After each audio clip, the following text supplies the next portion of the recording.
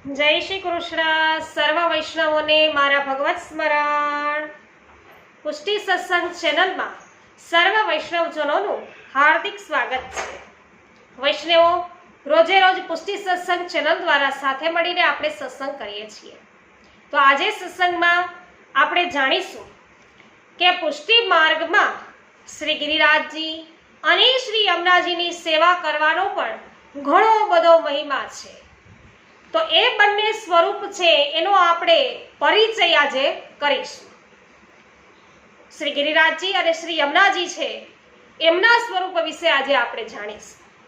તો વૈષ્ણવો, શરૂઆત કરીએ સત્સંગની એ પહેલા આપ સર્વને વિનંતી કરું કે હજુ સુધી પુષ્ટિ સત્સંગ ચેનલને સબસ્ક્રાઇબ ન કરી હોય તો અવશ્ય કરી લેજો, અને સત્સંગમાં આનંદ આવે ને તો વિડીયોને લાઈક, કમેન્ટ અને શેર કરવાનું ભૂલશો નહીં, જેથી દરેક વૈષ્ણવોને સત્સંગનો લાભ પ્રાપ્ત થાય. બોલો શ્યામ સુંદર શ્રી યમુને મહારાણી કી જય.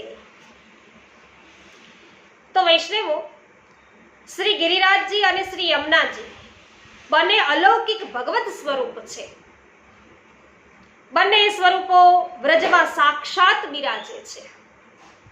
શ્રી ગિરિરાજજી અન્યોર પાસે શ્રી ગોવર્ધન પર્વત સ્વરૂપે બિરાજે છે.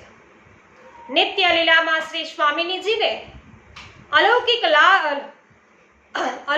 છે રાસ વિલાસ, લીલા વિલાસ માટે સુયોગ્ય સ્થાન છે એ સિદ્ધ કરવાની ઈચ્છા થઈ. ત્યારે શ્રી ઠાકોરજીએ પોતાના હૃદયમાંથી શ્રી ગિરિરાજજીને પ્રગટ કર્યા હતા અને તેઓ અલૌકિક તેજપુંજ રૂપે પ્રગટ થયા હતા.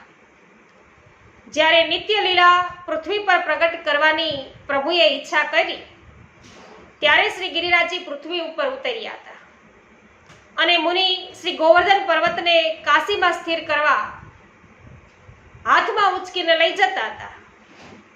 પણ શ્રી ગિરિરાજજીની ઈચ્છા વ્રજમાં બિરાજવાની હોવાથી આપ વ્રજમાં સ્થિર થઈ અને બિરાજ્યા.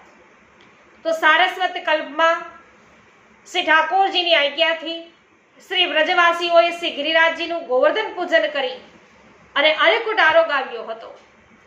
ઇન્દ્રે અતિવૃષ્ટિ કરી ત્યારે શ્રી ગિરિરાજજીને ધારણ કરી શ્રી કૃષ્ણએ વ્રજનું રક્ષણ કર્યું હતું અને ત્યારથી વ્રજના કુળદેવતા શ્રી ગિરિરાજજી કહેવાય છે.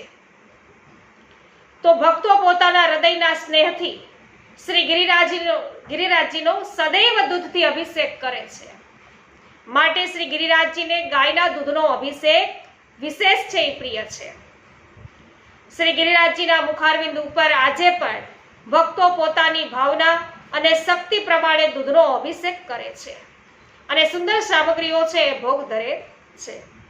તેમની પરિક્રમા કરે છે. શ્રી વલ્લભ વંશની આજ્ઞાથી શ્રી ગિરિરાજજીનું નાનું સ્વરૂપ વૈષ્ણવો પોતાના ઘેર પધરાવી તેમની સેવા પણ કરે છે. શ્રી યમુનાજી શ્રી ઠાકોરજીના ચોથા સ્વામીની છે. તેમનું પ્રાકટ્ય નિત્ય લીલામાં યુગલ સ્વરૂપ રમણ સુખ માટે થયું હતું. ત્યાંથી આપ પૃથ્વી પર પધાર્યા. કલિંદ પર્વત દ્વારા ભૂમિ ઉપર પધારી વ્રજમાં પધાર્યા. પ્રયાગ આગળ શ્રી ગંગાજીમાં મળી ગયા. શ્રી યમુનાજીના 3 સ્વરૂપો છે. જળ સ્વરૂપ તેમનું આદિ ભૌતિક સ્વરૂપ છે. યમ યાતનામાંથી મુક્ત કરનારું સ્વરૂપ તેનું આધ્યાત્મિક સ્વરૂપ છે.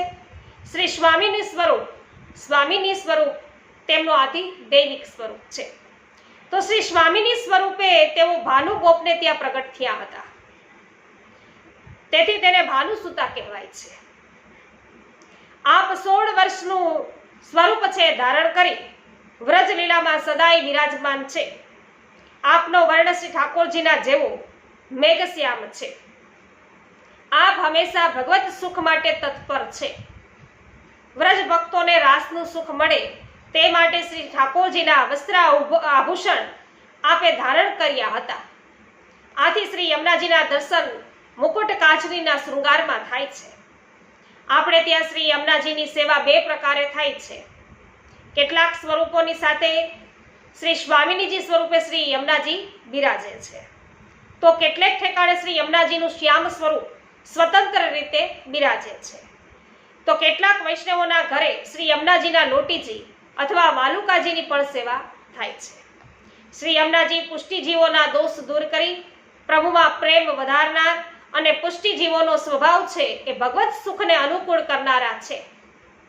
આથી શ્રી મહાપ્રભુજીએ શ્રી યમનાષ્ટકથી અને શ્રી ગુસાઈજીએ શ્રી યમનાષ્ટપદીથી તેમની સ્તુતિ કરી છે.